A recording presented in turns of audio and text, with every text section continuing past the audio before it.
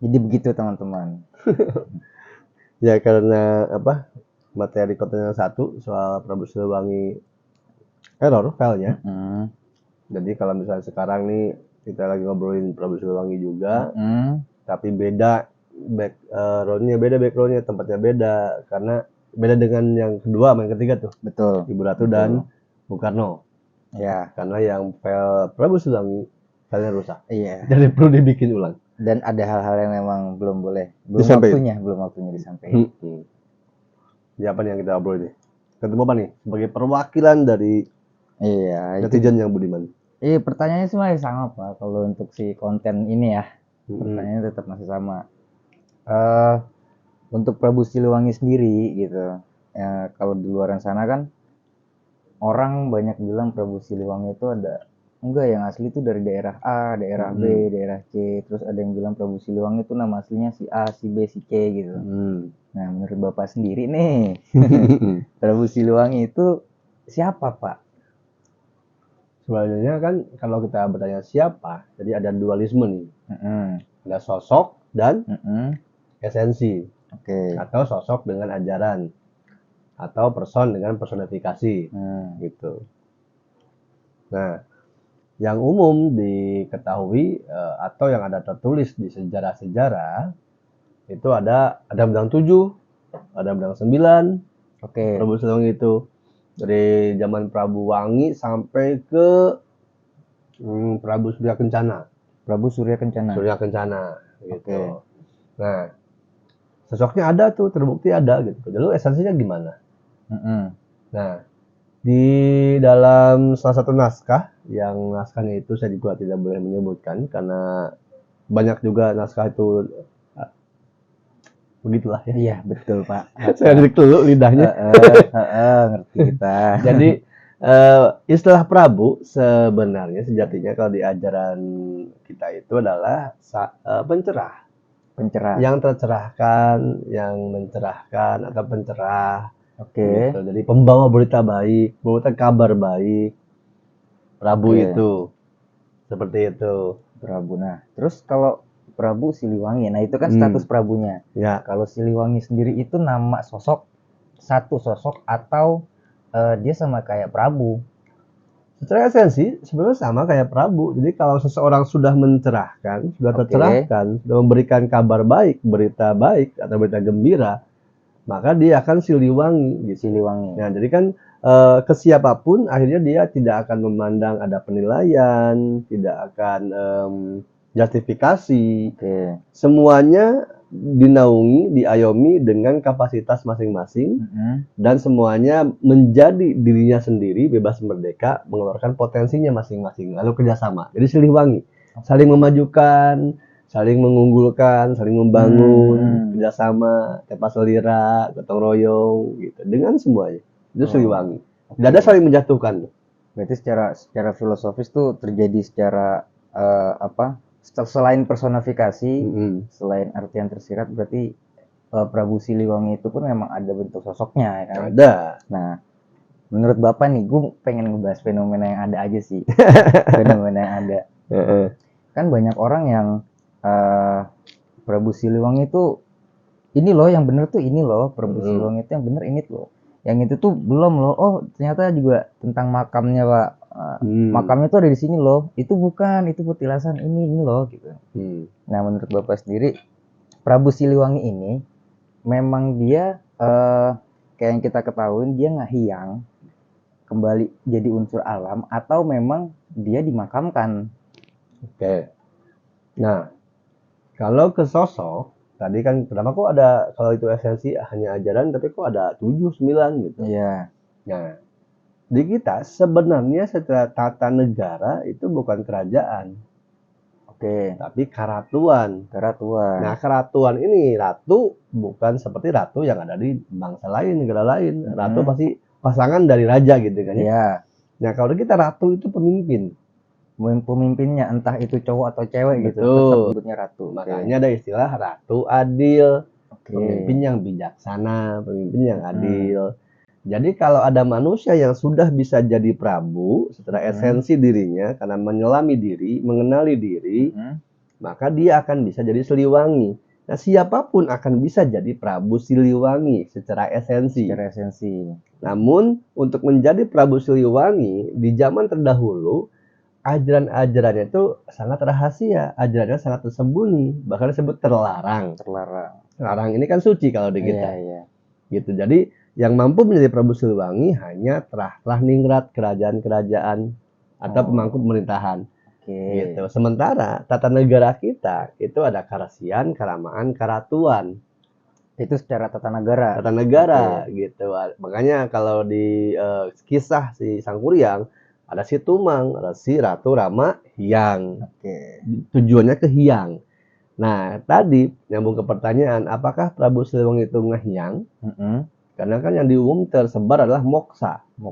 Betul. Nah, kalau ditarik dari moksa, ini dasar katanya dari mokta. Sang Sakakerta atau yang dikenal Sanskerta. Sanskrit ya. Nah, mokta ini kan lebur, sirna. Dan itu saat kita sekarang masih hidup, harus lebur, harus moksa atau mokta. Sirna, apanya? Pikiran-pikiran yang nggak seimbang, kebencian, rasa sakit hati, traumatik. Entah itu inner child, ya kan, family child, husband child, wife child, apapun itu ya. Nah, itu tuh harus sirna, lebur. Dan saat ini leburnya. Nah, kalau bertanya soal apakah itu ada yang dimakamkan, ada yang apa segala macam gitu. Nah, kebanyakan rata-rata tidak bisa membedakan mana makam atau kuburan, mana patilasan. Gitu. Dan rata-rata sih gitu kan, kalaupun ada makamnya, gitu, tapi makamnya itu adalah sangat-sangat sama sekali tidak seperti apa yang digambarkan atau ada yang dikenal saat ini. Karena orang terdahulu justru kalau bisa jangan sampai ada makam, gitu. Makanya tujuannya kan ngahyang, lebur, gitu, sirna tanpa rupa, tanpa jasad, gitu. Nah, petilasan kayak sekarang nih kita lagi di gini duduk sini. Nanti kalau misalnya berapa puluh ratus tahun lagi, oh ini adalah petilasan Raja Rahasia dan Albar gitu. Wah, seru juga. Gitu. Jadi petilasan itu kan tempat duduk, tempat singgah, tempat berdiam. Ada juga petilasan yang nilainya seperti tempat ngahening, tempat kontemplasi lah, meditasi. Itu berarti memang ya nggak salah juga ya kalau orang-orang di luar sana bilang, oh ini makamnya mungkin karena di tempat kontemplasi itu nyimpan energi yang lumayan besar untuk ngahening, untuk kontemplasi, untuk pengolahan diri, jadinya ya tersebarnya kayak gitu. Nah, sama ini nih Pak, gue nggak apa-apa kayaknya agak-agak nyerempet keluar dikit gitu. Nggak apa-apa. Keluar mana nih? Keluar tol? Keluar situ. Keluar situ tuh. Tentang ini Pak Prabu Siliwangi yang katanya suka datang ke anak cucunya, atau malah ada beberapa orang yang secara tidak langsung, petik secara tidak langsung dia mengaku kalau dirinya tuh Prabu Siliwangi. Ada beberapa orang yang gue temuin kayak gitu, atau bahkan ada orang yang dengan sengaja kayak ini beberapa dia nyediain segala macam, entah rokok yang katanya rokok Prabunya Siliwangi. Oh, emang ada Pak? Rokok apa? Ada Pak yang kayak gitu Pak. Oh iya? Ada nyediain rokok, nyediain katanya kalau Prabu Siliwangi ini ngerokoknya ini, kalau Bunda Ratu ngerokoknya ini. Ada Pak, asli. Kalau Bung Karno sih masih logik ya. Logik. Kan kalau kita baca sejarah ada logika sejarah Pak. Ada. Iya kan? Iya. Kalau Bung Karno 555 logik. Karena emang beliau ngerokok itu. Betul. Tapi nggak lanjut lagi. Nah, terus bahkan dengan menurut gua yang nggak ngerti apa-apa ini, menurut gua itu kurang ajar, karena ya kurang ajarnya ya lu cuma dengan dupa atau apapun itu wangian dengan sesuguhan seakan-akan lu manggil leluhur lu untuk datang gitu. Wow. Kan kayak gimana gitu. Nah, menurut Bapak tuh fenomena kayak gitu, apakah memang beliau yang datang atau cuman secara energinya ketumpangan halusinasi jadilah satu sosok gitu? Wah, banyak sih kemungkinan Pak ya. Tapi kalau bicara soal tadi logika sejarah tuh ada logika sejarah gitu. Betul. Ya. Kita kan manusia harus seimbang ya, nalar, naluri, nurani itu. Atau IQ, SQ sama EQ gitu. Nah, yang keempat Oke. Tadi tuh ketika kita ranah itu gimana tuh gitu. Yang pertama tuh kalau sebut kurang ajar gitu kan. Ya mungkin bisa gitu ya. Karena ya balik lagi ketika si Prabu Siliwangi ini gitu dipahaminya sebagai siapa, sebagai apa atau apa gitu ya. Kalau rokok sendiri emang zaman dulu udah rokok Ya, satu itu dia tuh. kan gitu Iya. tuh. Makanya tadi pertama gua potong tuh. Kalau ranahnya Bung Karno, iya udah ada rokok 555 gitu kan gitu. Kalau zaman Prabu Siliwangi Ada yang gitu. gitu. Terus kabel ngerokoknya mungkin ngerokoknya bukan kayak yang sekarang rokoknya. Iya, betul. Gitu kan ya? Iya. Gitu. Nah, terus bisa kok begitu? Wah, keren. Nggak apa-apa Makanya. sih gitu kan. Terus ketika hadir sosok datang, wah, Prabu Siliwangi, kan gitu aja. Ada. Wah, keren gitu. Tapi sekarang saya baru bertemu langsung sama orang yang begitu. Kalau ada orang yang bertemu begitu di hadapan saya, siapa yang nanya? Apa artinya Sampurasun yang Prabu? Gitu paling. Gini loh yang Prabu. Gitu maksudnya. Gitu ya. Gitu. Iya. Tanpa menjelaskan apapun ya. Iya, tanpa menyudutkan silakan. siapapun. Karena kalau disebutkan kan nanti betul. Tapi ini emang cuman konten buat edukasi dan ajang kita buat sharing aja. Sama mungkin sedikit banyaknya bisa mewakili pertanyaan teman-teman di luar sana tentang apa sih Prabu Siliwangi, siapa sih sosoknya gitu. Kayak gitu, Pak. Nah, kalau Sili Asah, Sili Asih dan Sili Asuh Siliwangi itu termasuk dalam bandel itu, Pak. Bandel itu. Jadi itu filosofi. Jadi leluhur kita tuh punya ideologi dan filosofi. Oke. Gitu. Tapi filosofinya ini kan kenapa sih pakai ideologi dan filosofi? Karena bahasa kita yang asli itu udah susah diucapin. Biar gampang dicerna oleh umum, ya udah pakai bahasa luar, ideologi, filosofi. Oke. Gitu. Jadi ideologinya kalau sekarang Indonesia adalah Pancasila gitu kan. Nah, kita tuh dulu ideologinya itu Siliwangi. Nah, kalau biar punya ideologi Siliwangi, kita harus punya falsafah apa? Asah, asih, asuh. Gitu, dimana kalau kita disebut asih itu pasti Gusti. Karena dia yang mengasih. Iya. Gitu. Nah, kalau disebut asuh itu adalah alam semesta ini. Ibu bumi, Bapak langit, Bapak angkasa. Nah, yang asah itu sesama manusia, sesama makhluk. Gitu. Jadi kalau kita bisa asah, asih, asuh lengkap, maka kita bisa Siliwangi atau memelihara semuanya baik pohon, tumbuhan, air, sungai, bukan manusia tuh. Berarti saling mewangikan. Saling mewangikan. Nah, saling mewangikan berarti kan saling mengharumkan. Gitu. Jaga, merawat, tidak menjelekan, tidak peperangan, tidak penindasan dan lain sebagainya. Keren sih kalau memang itu. Berarti nggak bisa kita melepas benar dan salah ya. Berarti nggak salah juga dong ya orang-orang yang mengaku saat ini gue tuh titisan Prabu Siliwangi. Nggak apa-apa ya, nggak ada masalah juga dong. Cuman kan pertanyaannya sama kayak kita beragama. Gue sekarang agama gue nih, pertanyaannya kan apa hasil dari lu titisan dia gitu.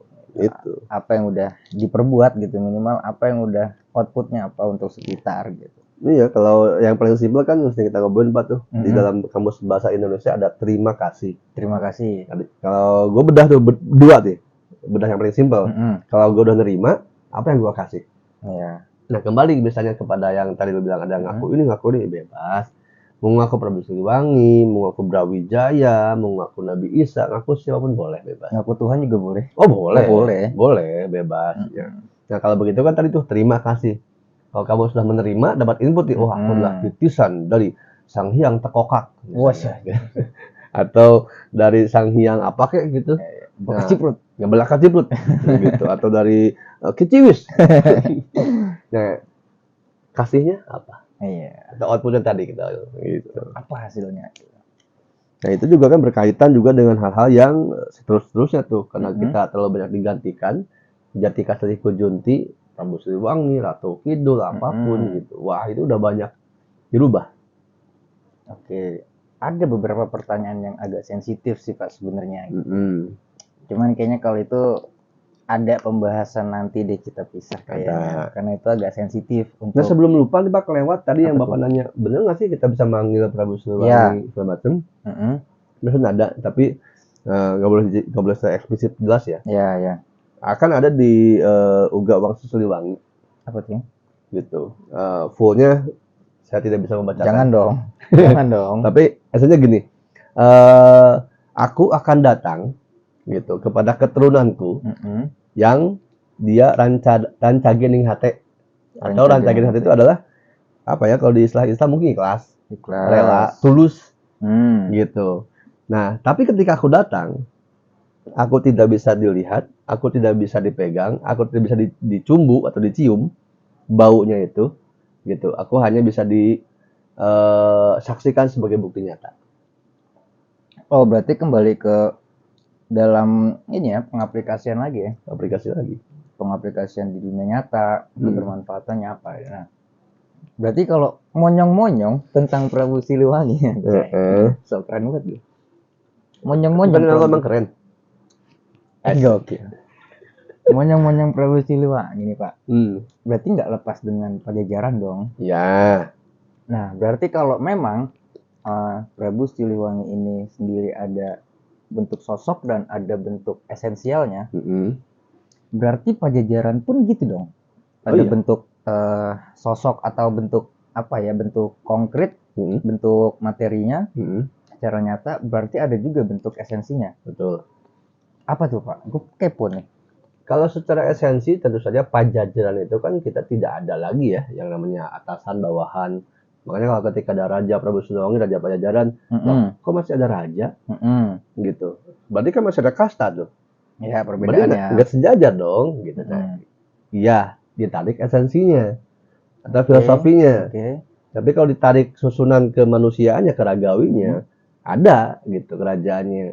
Yang dimana Pajajaran itu sebenarnya bukan hanya sampai wilayah Jawa Barat, Bogor, Tasik, Garut gitu. Tapi dulu pun Thailand itu pernah jadi ibu kota Pajajaran. Oke, gue malah ke akses ini. Ternyata Pajajaran bukan cuma satu kerajaan. Yes. Karena itu satu bentuk, bukan koloni nyebutnya apa? Kok kayak kita sekutu lah ya. Iya, apa tuh? United of Kingdom. Mantap. Gitu kalau bahasa Inggris kan. Iya, dengan mengusung ide atau ideologi Pajajaran itu semuanya sejajar, jadi kerajaan-kerajaan ini nyatu jadi satu wadah. Mungkin itu yang disebut Sriwijaya ya? Iya. Jadi saya mau sebutin, tapi sebutin nggak ya? Nggak usah, udah sebut duluan. Jadi dulu tuh namanya itu macam-macam gitu gelarnya. Filosofi falsafahnya Pajajaran. Ketika hasilnya, outputnya, maka orang nyiumnya Sriwijaya. Kalau secara bahasa atau etimologi apa tuh Pak? Tidak ada sebenarnya, dihapus ya. Tapi adalah ya. Oke. Tapi dikenalnya mungkin banyak cerita-cerita yang difilmkan, malah difilmkannya oleh India. Iya. Terus oleh Sri Lanka, oleh bangsa-bangsa sana gitu. Yang dulu nyatu ke kita. Gitu. Bahkan kan Majapahit pun disebut Majapahit karena ada buah maja yang pahit. Iya. Itu pun yang mengenali nama itu orang luar kan? Iya. Padahal aslinya beliau juga. Ya, jangan enggak itu. Iya. Makanya ada di Jawa ada namanya Prabu Muli. Prabu Muli. Ada. Cuman lupa Jawa Tengah, Jawa Timur, Jawa mana? Coba orang Jawa. Enggak tahu dia. Ada tamu orang Jawa. Prabu Muli. Ada Prabu Muli. Prabu pulang. Gitu. Jadi memang ada yang disuruh pulang ke sini. Udah beres ngembang di sana suruh pulang. Makanya kalau di Raja tuh ada tuh yang Raja Sumedang Larang disebutnya Raja Wijaya. Coba deh cek ada di rajanya Kang Budi Laton di YouTube tuh, Buana Larang. Penyebutan raja segala macam loh. Ada Raja Sumedang Larang, namanya Raja Wijaya. Kalau Raja Wijaya yang kita kenal selama ini kan Majapahit. Iya, betul. Oke, berarti sebegitu kompleks dan menariknya nih Pak. Betul. Pembahasan dari tentang Eyang Prabu Siliwangi ya, terus apa sih si Prabu Siliwangi sendiri itu apa gitu, sampai ke Pajajaran. Gue malah jadi kepo dengan Pajajarannya nih Pak. Berarti kalau Prabu Siliwanginya ada banyak, berarti Pajajaran pun itu berganti kedudukan, berganti tahta, atau memang si Pajajarannya ini pindah-pindah ibu kotanya gitu. Nah, jadi si Pajajaran ini kan disebut Pajajaran karena betul tadi itu semuanya bergabung kerajaan-kerajaan. Makanya yang terkenal yang ada di buku sejarah yang tulis itu gabungan 7 atau 9 Prabu Siliwangi ke satu sosok. Oke. Sri Baduga Maharaja Jayadewata atau Sang Pemanah Rasa yang punya anak Walang Sungsang, Kian Santang, Rara Santang gitu kan ya. Nah, itu di satu sosokin itu karena Raja Pemanah Rasa ini atau Sri Baduga Maharaja Jayadewata di sinilah Pajajaran sedang jaya-jayanya. Wow. Dia yang membawa kejayaan sampai seantero jagat gitu ceritanya. Anjay. Nah, yang lainnya kakeknya, bapaknya segala macem gitu kan. Kalau di sejarah ada tulis ada Prabu Wangi itu yang gugur di medan laga perang Bubat. Emang Gitu. ada Bubat, Pak? Padahal tidak ada. Nah, itu yang membuat kita jadi cerai-berai itu. Iya. Gitu kan. Nah, gitu. Nah, kayak Bogor nih. Bogor ini kan disebut ya. Wah, enggak jadi. Jangan Pak. Jangan, ya. Terlalu jelas. Ribet. Oke, yang pasti kalau ada kerajaan berkembang segala macam, jadi ada kerajaan lama nih, ada kerajaan baru, terus ada yang dibangun untuk si anak yang ini. Oke. Gitu. Kayak Prabu Surawisasa di sini. Gitu. Nah, kalau yang lain kan tidak ada yang mau memangku kerajaan tuh. Karena keturunan Prabu Siliwangi itu terbagi 3. Oke. Gitu. Kalau dulu tuh ada kerasian, keramaan dengan keratuan. Artinya di pemerintah gitu ya. Si penentu kebijakan pengeluar atau pembuat kebijakan, penentu kebijakan sama pelaksana kebijakan. Kalau pelaksana kebijakan itu kayak pemerintah lah, presiden. Gitu. Nah, kalau si pembuat kebijakan itu sebutlah kayak misalnya DPR kali ya misalnya. Mungkin. Itu pembuat atau penentu sih? DPR tuh lupa fungsinya. Karena kelihatan fungsinya sih, jadi nggak tahu saya. Kayak perumus kebijakan gitu. Mungkin ya kayak gitu. Terus ada MPR, ya kan, gitu. Penentu kebijaksanaan. Nah, ini semua ada bangunan-bangunan khusus beda. Gitu. 3 keturunan dari Prabu Siliwangi itu terbagi 3 itu. Sampai sekarang gitu. Makanya kalau sampai sekarang ada di pemerintahan, ada yang di tanahnya kerasian, keramaan. Oke, gue baru nggak tahu nih Pak. Ini so taunya gua. Berarti sampai sekarang pun para keturunan Prabu Siliwangi dia malah bersembunyi untuk nerusin eyangnya ini, perjalanan eyangnya ini, dan tetap membangun si kayak legislatif, yudikatif, ya kan, eksekutif sampai kayak gitunya. Ternyata dari dulu memang udah ada ya, sebelum ada Indonesia ya. Sebelum ada Indonesia. Gitu. Malah kan salah satu penentuan kenapa sih Bapak Proklamator Soekarno yang diusung. Ya. Gitu. Karena salah satu ada selain kesepakatan dari Kerajaan Yogyakarta, apa segala macam gitu kan. Nah, di Tatar Sunda pun sudah ada tanda-tanda bahwa oh ya Soekarno nih. Gitu. Malah beberapa kali kan Soekarno juga digembleng di sana tuh di Panjalu, tempat-tempatnya. Iya, di Galunggung ya. Dia sempat mengakses itu juga di Galunggung. Keren sih Prabu Siliwangi. Berarti kalau memang sosok Prabu Siliwangi ini seorang pencerah, berarti harusnya kita bicara pencerahan ya. Hal yang terlepas dari apapun itu, hal yang mutlak ya, enggak terbatasi atau dikotakan untuk apapun. Berarti